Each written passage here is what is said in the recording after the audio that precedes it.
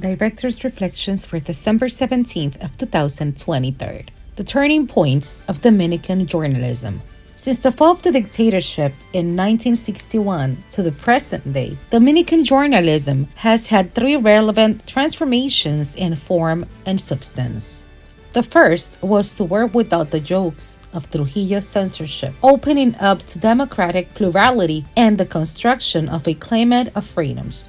The birth of democracy was painful because in the process of changing the standards of the past, the press also had to manage its own challenges of adapting to the nascent era of freedom.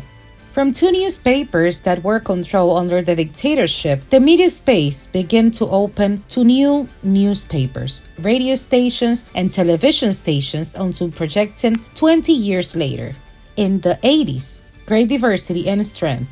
As undeniable allies of democracy, the press fought strong battles against intolerance, reprisals, direct attacks on journalists, and other pressures without giving up.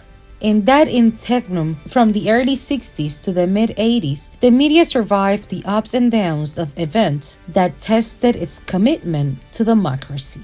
From the destruction or cleansing of the remains of the old order, the first free and democratic elections, a civil-military coup d'etat, a reprehensible de facto regime, another coup d'etat, a civil war, a foreign intervention, and another regime, more extended over time, with which it coexisted under many pressures.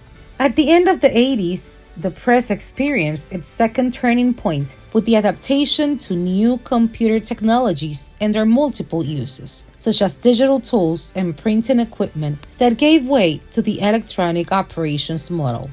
And thanks to that time of modernization, it was able to withstand the third turning point from 1995 onwards, which consisted of the arrival of the multimedia ecosystem in which we live today.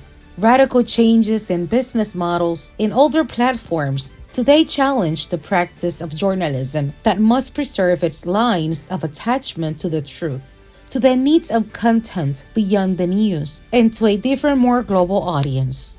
A new generation of journalists, more connected and prepared to operate under these frameworks that are quite different from the previous 50 years, takes the reins of the future in a broader climate of freedom and criticism, serving a heterogeneous audience of users. For Listín Diario, voiceover and translations by Indira Rodriguez.